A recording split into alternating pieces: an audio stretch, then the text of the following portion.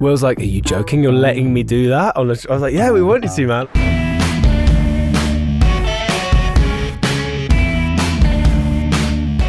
I think we had a few ideas for the bottom end of this track, and there was a big held synth and Do you remember what we were using?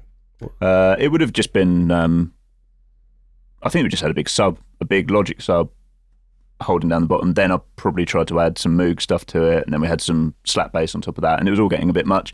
And then Will came in for a few days to work on a bunch of tracks, and then he went through all the parts of us, and we sort of worked out what the sort of singular bass line should end up being, which was this.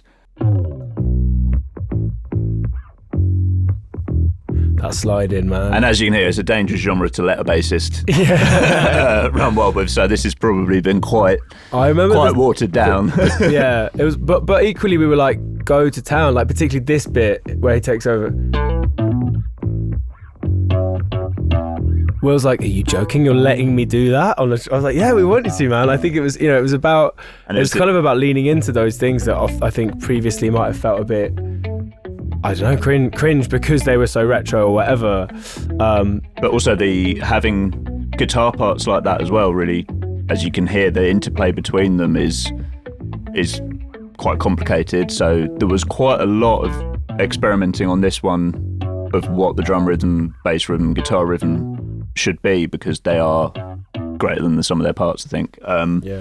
And just to jump around a bit, like songwriting wise, this was another one where there was all of these references we wanted to get into the album about, of nodding not only to, all of this amazing wealth of sci-fi literature and films, and wanting to kind of tell a story with it as well, and not just get bogged down in that.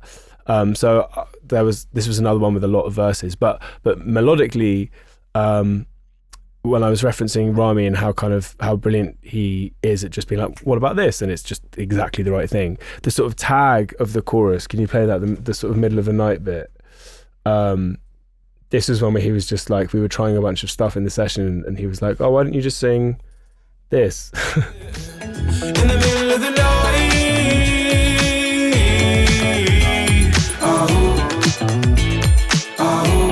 just that like ascending line, which I guess kind of follows the chords, but like I just wouldn't have ever thought to do that. And I remember Mark bringing that song in the next day and playing it to you, and you'd be like, well, you would never sing that run. No. You would never sing that run. So there's like already value in having worked with Rami on it, because he's like pushing you to do something that we as Bastille would never really sing. So that's, yeah.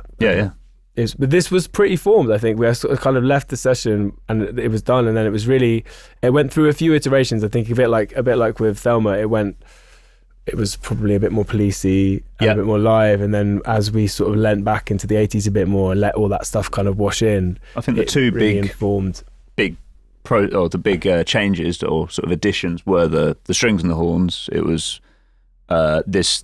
I think this track kind of got identified as the vessel for that moment, rather than it feeling appropriate or like it was like, oh, it'll fit here. Yeah.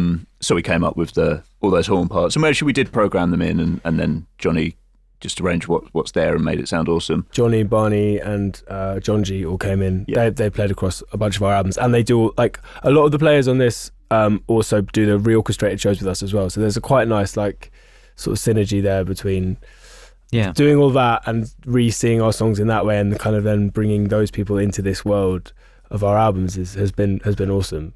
But do you want to play like a bit of the? Well, I was going to. I mean, what's interesting is that you worked with those people before, and you have used those elements before. But I think maybe with this track and with this album, you use them in a different way. Yeah. I'm really intrigued to hear how you turned them into what you end up with. So it would be great if you were able to play the horn parts, play the string parts as you recorded them, and then did you have to treat them afterwards to get them to sound the way they do? Let's have a look.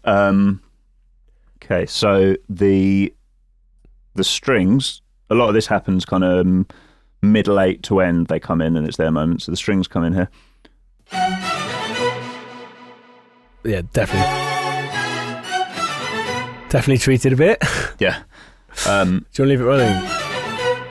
So you can kind of hear their broad strokes. I think we're quite lucky. We've got a nice big room here, and and you can get a really nice, fairly posh string sound by miking them up right. We had 4 players, right?